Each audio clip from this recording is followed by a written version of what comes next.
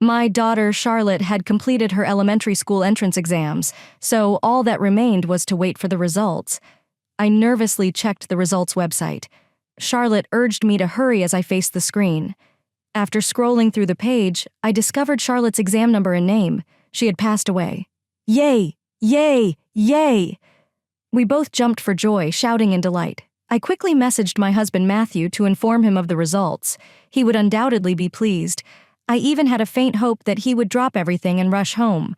But he said nothing to congratulate her or acknowledge her efforts. I will be late due to work.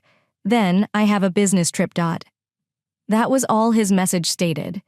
I knew he was busy, as he often worked on weekends. But couldn't he at least share our joy this once? Why was it only a business-like message? Couldn't he imagine how hard Charlotte worked? 3 days later, he returned triumphant. He gave me a souvenir and patted Charlotte on the head. Congratulations on your successful passing. You did it, Daddy. You did it too. She immediately took out several photos and scattered them in front of him. When he saw them, his face paled and he began to tremble. My name is Linda Smith. I'm a 40-year-old housewife. I married about 7 years ago and currently live with my husband Matthew and our daughter Charlotte. When I first met Matthew, he was a company employee with a serious work ethic. I was drawn to his innocent, childlike laughter. He has now taken over his father James's company and is working hard as president. He leaves the house early in the morning and usually returns after midnight. The job of president is extremely demanding, I mutter to myself as I wait for him in the dark living room. I had assumed that he simply sat at a desk approving documents, but that is not the case because he is so dedicated to his work. He delegated all housework and childcare to me. I will leave the house in Charlotte to you because I am too busy with the company. No matter what I ask him about. He always ends the conversation like that. Of course, he does nothing on his days off. He spends the entire day lounging on the sofa and fiddling with his smartphone. He occasionally scatters magazines and comics around and takes naps. Could you please play with Charlotte a little? I said in frustration. And Matthew became enraged. I am always tense and working hard. At the very least, allow me to spend my days off as I please. It's not a line that sounds like it was spoken by a father. He does not do any housework or care for Charlotte. His attitude of believing that just working is enough left me speechless. Charlotte had only just started kindergarten, but when the teacher spoke to her, her uniqueness was immediately apparent. She appeared distracted, and it was difficult to tell whether she was listening or not. She disliked playing in the mud, and a friend even invited her to participate in group activities. She frequently played alone rather than joining the circle. She quietly read picture books. She would stare at the same book all day and not lend it to her friends. Every time I picked her up from kindergarten, her teacher would tell me something new that surprised me. The homeroom teacher suggested that she might not be adjusting to her surroundings. Perhaps she wasn't sure how to interact with her new friends yet. Although she is an only child, she can hold normal conversations at home and does not appear to struggle with communication. She appeared to be playing normally at the local park. What's up with Charlotte? I became concerned that she might be different from the other kids, since she began kindergarten. I spoke with other mothers, but they didn't think she was particularly unusual. I once tried to discuss it with Matthew. Charlotte doesn't fit in at kindergarten. Yes, she appears to play alone all the time and cannot seem to play with her friends, Matthew responded with a disinterested expression. The homeroom teacher suggested that she might have a developmental disorder and that we get her checked as soon as he heard the words. He appeared puzzled. What? Isn't that when you lose track of time or forget something? A lot? Charlotte is not like that. Stop bringing up developmental disorders. It is embarrassing. He laughed through his nose. Even after that, whenever I mentioned Charlotte, he always laughed it off and dismissed my concerns. That would not have happened if you had properly disciplined her. Do your job correctly. He'd end the conversation like that. Despite my repeated attempts to discuss Charlotte's kindergarten behavior, he gradually began to claim he had work on his days off and would go out. It felt like I was raising Charlotte all by myself, and the loneliness only grew. Mommy, be cheerful. Here is a flower, Charlotte said, offering me a dandelion with an innocent smile. On the way back from kindergarten, the flower, firmly held in her small hand, swayed delightfully. Thank you, Mommy is very happy. I hugged Charlotte, not wanting to show my worried expression. Despite feeling lonely, I never gave up hope. Although Charlotte is still a child, I chose to see her as a unique individual, distinct from myself, rather than trying to fit her into a mold. Everyone is unique, with varying personalities and levels of sensitivity. I decided to accept that Charlotte might be a little different than the other kids. Perhaps her unique sensitivity is only temporary, and she will become more typical as she grows. She, only 5 years old, and her life will continue to improve. I quietly reassured myself. One day, the kindergarten teacher called me. I assumed it was another problem between friends. Sighing, I drove to kindergarten. By this point, such calls had become a daily occurrence, and I had grown used to them, for better or worse. The familiarity was frightening, but I was oddly excited to see what they would say this time. When I arrived in the staff room, the homeroom teacher and principal came to accompany me to the meeting room. As soon as we sat down, the principal requested that Charlotte take an intelligence test. I was taken aback and unable to speak. My mind couldn't cope with the unexpected turn of events. "Are you saying my child isn't smart?" I asked. The homeroom teacher quickly intervened. "No, just the opposite. She's actually very intelligent." The teacher pulled out Charlotte's drawing and showed it to me. It depicted pansies and marigolds in a flower bed and appeared to be an accurate sketch. Each petal and leaf vein was meticulously drawn, with shadows carefully applied. Even though it was a black and white drawing, it created the illusion that the flowers were actually present. It was not typical of a 5-year-old's drawing ability. Furthermore, Charlotte appears to have a remarkable memory. She remembers details such as who said what and when, even if it happened days ago. This has caused problems numerous times. If I recall correctly, she once made a friend cry during an argument over who said what. Furthermore, when Charlotte is read a new picture book, she remembers the title, author, and every word in the story, after only one reading. When the teacher tries to read the book to the class, Charlotte begins reciting the rest of the story, saying, "I recognize that one. Is that actually possible?" My daughter. I remembered how she was at home, but she had never drawn such detailed pictures or recited picture books. She usually watched videos on her tablet, or looked through the motorcycle magazines and comics Matthew had left lying around. However, both the homeroom teacher and the principal nodded solemnly in response to my incredulous expression. They strongly advised me to have her take an intelligence test because it could impact Charlotte's future. At the time, I was skeptical, believing that it might be an exaggeration. I learned that there was a nearby facility where she could take the intelligence test. I made a reservation, but as I watched my daughter play in the living room, she seemed like any other child. But now that I think about it, I recall something that had piqued my interest. When Charlotte was at home playing house, she arranged stuffed animals and dolls around a toy table. The conversation centered on recommended touring routes and scenic views of the inner bay. "Next time, let's go as a group of 4. Teddy will be in the back." She said this to her teddy bear. She appeared to have decided on the running order, putting herself and the dolls in the middle because they were girls. It could have been something she read in one of Matthew's old magazines, but it was a very real conversation. It wasn't the kind of conversation you'd expect from a 5-year-old. For example, who was the father? Who was the mother, and what was for dinner? My daughter had previously used my laptop. I opened it to look something up and stepped away for a moment before Charlotte began using it. "What are you doing now?" I asked. "Mommy, I want to play chess. Is this okay?" she responded, looking at the screen. I witnessed a chess game. It was the computer's pre-installed chess software, not a children's version. She had already moved a few pieces. I wondered if a 5-year-old could really play chess, even for a short time. I assumed she would lose quickly, but to my surprise, she defeated the computer in no time. Weak, she muttered, staring at the screen with a cold stare that sent shivers down my spine. It could have been a coincidence, but even after several more games, she kept beating the computer. For a 5-year-old girl, her interest appeared unusual. "Could you be living your second life?" I inquired on the day of the intelligence test, while driving to the support center. "What is that?"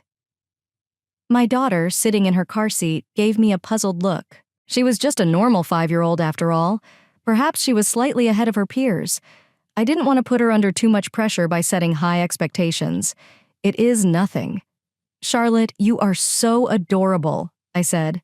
I didn't think the test results were particularly important. Charlotte was content as long as she could be herself and express her distinct personality and sensitivity. This test was only the first step towards understanding her. When we went to get the results a few days later, we discovered she was a genius with an IQ of 130. What? I was so surprised that I nearly jumped out of my chair. The average IQ of children is around 100. Charlotte, on the other hand, had far exceeded expectations by scoring an exceptionally high number. I looked at my angelic daughter's innocent smile and wondered what she was thinking. IQ? She laughed and said it was strange if she had an IQ of 130. It made sense that she could recite picture books and make sketches.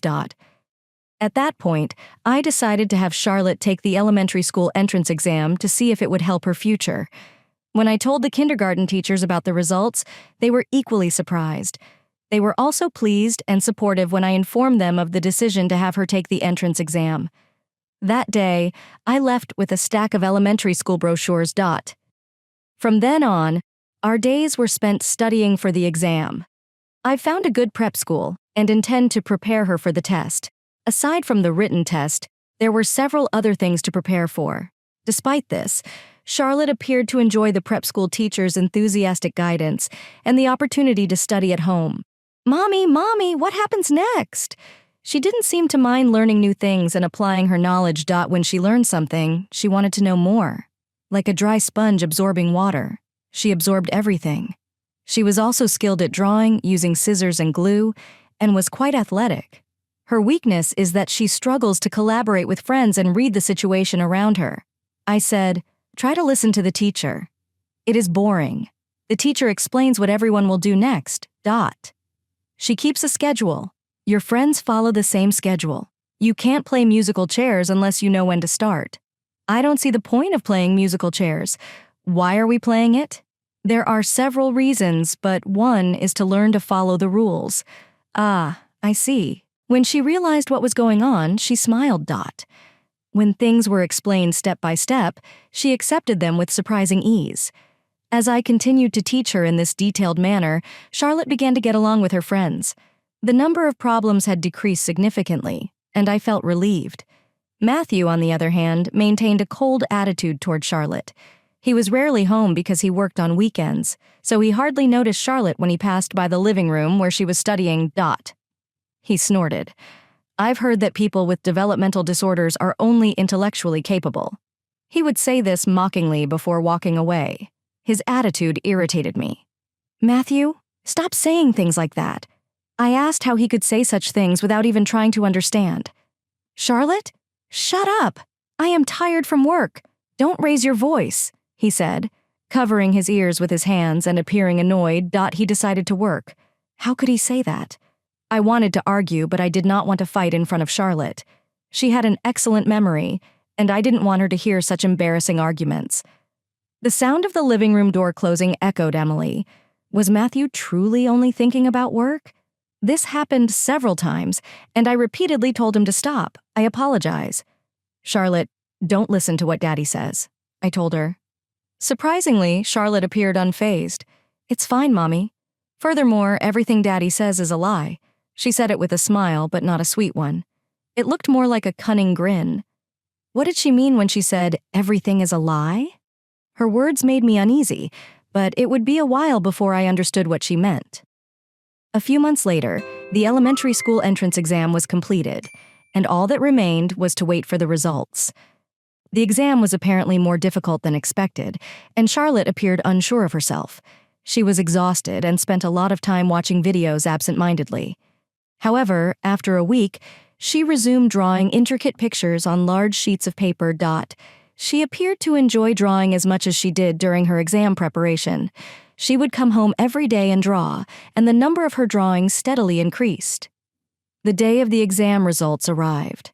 I nervously checked the results website. "Mommy, this is it not? Just a moment." I spoke, facing the screen, As Charlotte urged me to hurry. Scrolling down the page, I discovered Charlotte's exam number and name. She had died. Congratulations, Charlotte. You've passed. You've passed. Yay, yay, yay. We both jumped for joy, shouting in delight. Given how challenging she found the exam, this accomplishment must have been especially meaningful to her. We had to recognize Charlotte's hard work and accomplishments, so I quickly sent Matthew a message informing him of the results. He would undoubtedly be pleased. I had a faint hope that he would drop everything and rush home, but that hope was completely dashed. I will be late due to work, and then I have a business trip. That was all his message stated. There were no words of congratulations or recognition for her hard work. It was simply a businesslike message. At that point, I felt something snap inside me. I decided to put a specific plan into action. Although I was not feeling calm, I couldn't express it in front of my daughter. I continued on, holding on to my unresolved emotions and waiting patiently. 3 days after Charlotte's exam results were released, Matthew returned home in high spirits.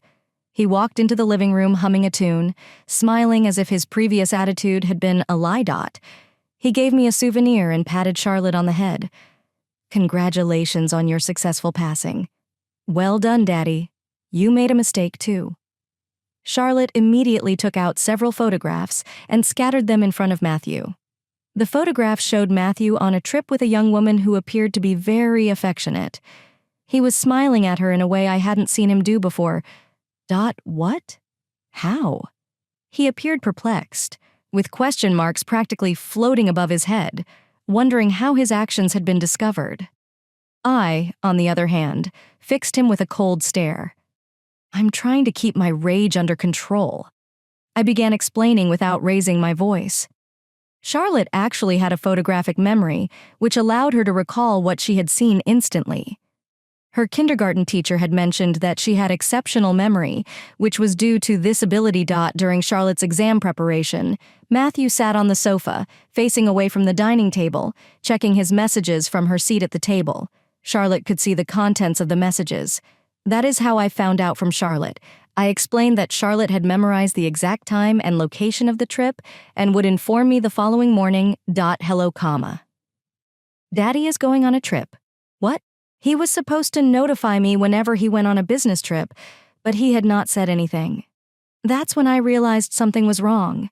I asked Charlotte for more information. She said that everything Daddy says is a lie. I didn't understand what she meant at the time, but she said it because she knew Matthew was pretending to be on a business trip while in fact traveling with another woman. That cannot possibly be true. This is not a comic book. I've been suspicious of you for a while. I said, what? Matthew looked like he had been hit by a ton of bricks. The truth was that his parents had subtly hinted at his infidelity.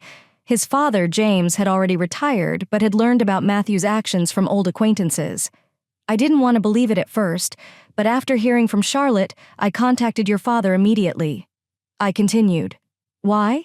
He asked me to let him know if anything happened to you. I attempted to obtain the scheduled details from Charlotte, but she was unable to read difficult words such as place names or hotel names. Nonetheless, she could recall what she saw on the screen and draw it on paper. You mean you asked her to draw the screen from memory? Exactly. It was one of the many sheets of paper that Charlotte had drawn on. She'd drawn Matthew's smartphone screen on several sheets. I took them out and showed them to Matthew, just like the kindergarten teacher had shown me before. The drawings depicted not only the conversation, but also the battery level and time the messages were transmitted. Even Leonardo da Vinci would be impressed. Matthew became pale and trembled as soon as he saw the drawings. I photographed these drawings and sent them to James, informing him of Matthew's schedule.